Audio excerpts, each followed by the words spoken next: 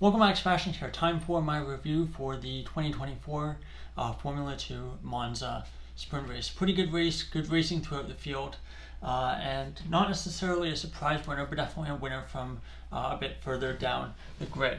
So it started with Fittipaldi on pole and Cordial second. Both parameters, it seemed, picked up 5 place grid penalties. I'm not exactly sure what. I tried checking on the official F2 website. Beforehand, wasn't written there. Probably if you went on other sources of social media, you probably would find the answer there, but couldn't find that before this video.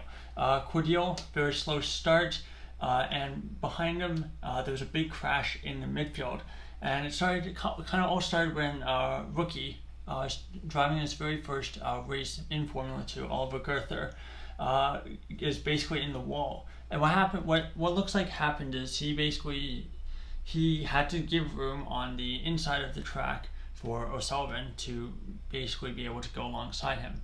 But what looks like happened is he basically just squeezed him a little bit too hard, and this basically sent Goether spinning into the opposite wall, and it collected, and it unfortunately collected Kimi Antonelli as well, the Mercedes Junior, who was earlier today announced that he would be driving for Mercedes in F1 next year. So not a great way for Antonelli just to celebrate that F1 contract, but he would be able to continue in the race. So yeah, Goether's in the wall. Marty was up to P1, and the safety car is out. Goether and O'Sullivan both out of the race, and Antonelli with a puncture and a broken front wing, which forced him to pit. Lap 4 racing resumes. Fittipaldi tries to retake the lead of the race, but he has a massive lockup going into turn 1, and this drops him down to 4th after he has to navigate the bollards at turn 1. Lap 5, Behrman overtakes Martins for second place at turn 4, so good move there from the British driver. Lap 7, Marti locks up, and this allows Behrman to inherit the lead of the race. Crawford then overtakes Cordial for P8 at Ascari. Good move there from the American. Lap 8, Martins overtakes Marty for P2 going into turn 1. And then Marty, following lap, tries to repass Martins, but unable to do so. They basically end up both missing turn 2 there, so Marty just a little bit too aggressive, a bit too ambitious there. Behrman outside GRS range at this point because those two drivers, second and third on the road, are fighting, costing each other lap time. This allows Behrman to basically just sail off down the road and break that DRS train, which is so powerful around Monza. Lap 10, Cordial drops outside the top 10, so after starting second place, a bit of a rough go for the Belgian driver as he drops outside of the top 10 within those first 10 laps.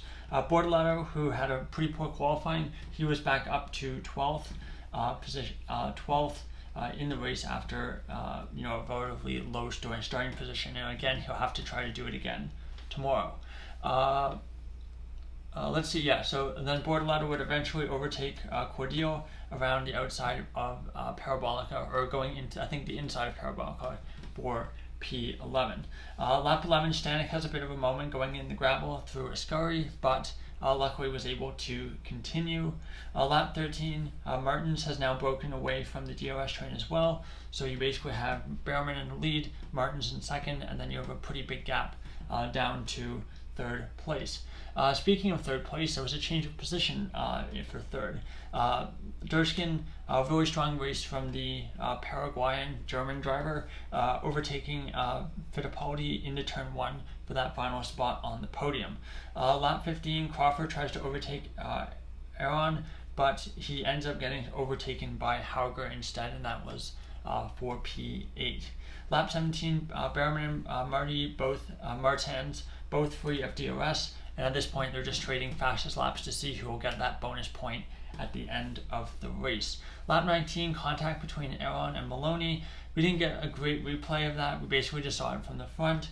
Hard to really assign blame at this point to in that incident, but it cost Aaron quite dearly as he was in the points, and he basically just ended up falling through the order and was forced to pit at the end of that lap. Lap 20, Crawford overtakes Hauger for P7, and Willem Gomez goes through the gravel at Ascari as well. Final lap of the race, Maloney overtakes Fittipaldi for P5 at turn 4 to improve his position going on that final lap, as Behrman takes the checkered flag and wins the sprint race for Formula 2 at Monza. So joining him on the podium, Victor Martins. So two drivers who are expected to be the title challengers going into this season. That's definitely not how things have gone. So a bit of a late redemption, I guess, for the pair of them. Joining them on the podium, Durskin, very good race from him. 4th, Marti, 5th, Maloney, 6th, Crawford, 7th, Fittipaldi, 8th, Hauger, 9th, Bortoleto, 10th, Hatcher, 11th, Miney, 12th, Cordial, 13th, Miata, 14th for sure, 15th, Stanek, 16th, Raul Gomez, 17th, Correa, 18th, Antonelli, recovering from that spin, or not that spin, but basically recovering from the incident on the opening lap, was forced to pit for the purple striped soft tires. So again, had to try to make those tires last 20 odd laps or so. Was never going to really last. Then you have let's see, Cordels, I think his name is Cordels, something like that, Dutch driver.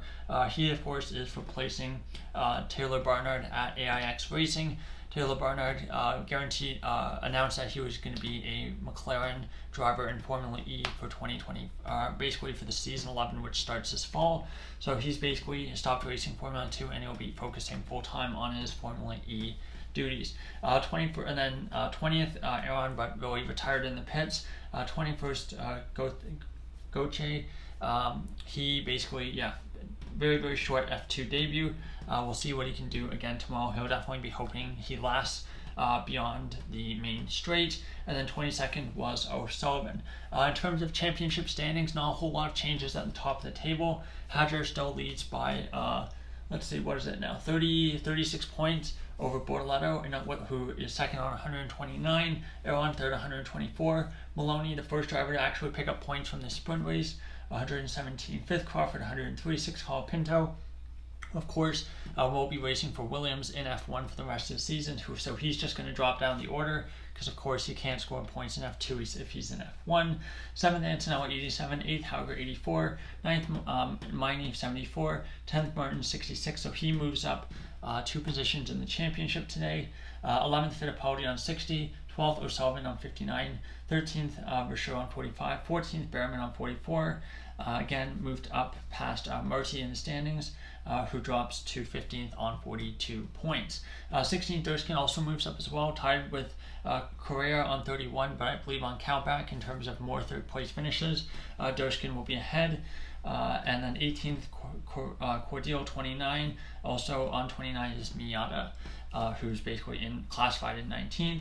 20th, Barnard on 18 points. 21st, Stanek on 14. 22nd, Raul Gomez 9. And then your 2 debutants from today, Cordials on 0 and Gerther also on 0 points. So there you go. There's your review of the 2024 F2 sprint race from Monza. Pretty exciting race. Some good challenge battles for the lead.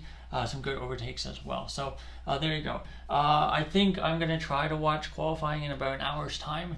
It's very, very late here and I'm still pretty jet lagged, but I seem to be doing fine. So yes, I'll be back with qualifying review. Again, qualifying starting in about an hour, so the review will be in about an hour and a half.